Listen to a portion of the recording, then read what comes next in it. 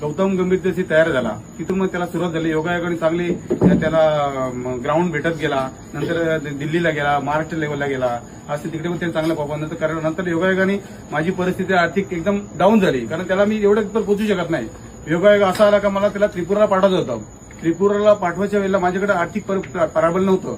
मग योगायोगाने मी असं केलं का मी आमच्या बाजूला आमच्या लेडीज कंपनी सर्व आहेत शेजारी माझी, त्यांच्याकडनं बचत गटातून मी 3 लाख रुपये घेतले आणि त्या योगाने माझ्या मुलांना मी योगायोगाने असं झालं चांगलं तर तिथे पण त्यांना चांगला एकदम टॉप लेवलचा परफॉर्मन्स केला.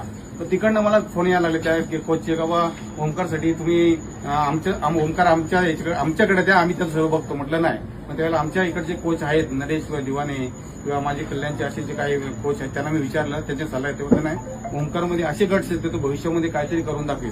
त्यांच्या सल्ल्याने मी परत तिकडे मुंबईमध्ये त्याला इकडे हे केलं आणि परत तो त्रिपुराला असून त्याला योगायोगाने त्याच्या मित्रांनी फोन केला. मग परत तो गेल्या वर्षी एमपीएलची ती मॅच होती आणि त्याच्यात तो एमर्जन्सी आला, विमानाने तो एमर्जन्सी आला. तेव्हा मग तिथून त्याचं पुढं कार्य चालू झालं आणि त्याच्या ह्याच्यासाठी त्यांनी पण भरपूर मेहनत केली. म्हणजे तो पहाटे 4 वाजता उठून म्हणजे कधी उठायचा कधी जायचं ते आम्हाला माहिती होतं. त्यांनी स्वतःला असं तयार केलं आणि त्याला बघ आयुष्यात काहीतरी फोकस बनव, काहीतरी घडला पाहिजे.